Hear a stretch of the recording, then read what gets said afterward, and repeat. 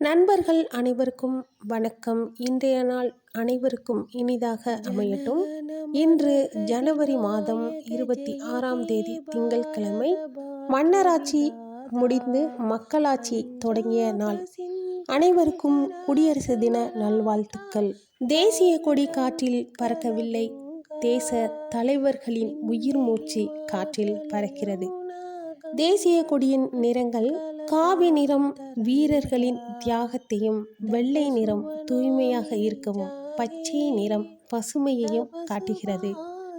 நடுவில் அசோக சக்கரத்துடன் 3 வர்ணங்களை கொண்ட இந்தியாவின் தேசிய கொடி. தேசிய கொடியை ஏற்றும் முக்கிய நாளாக இன்று கொண்டாடப்படுகிறது.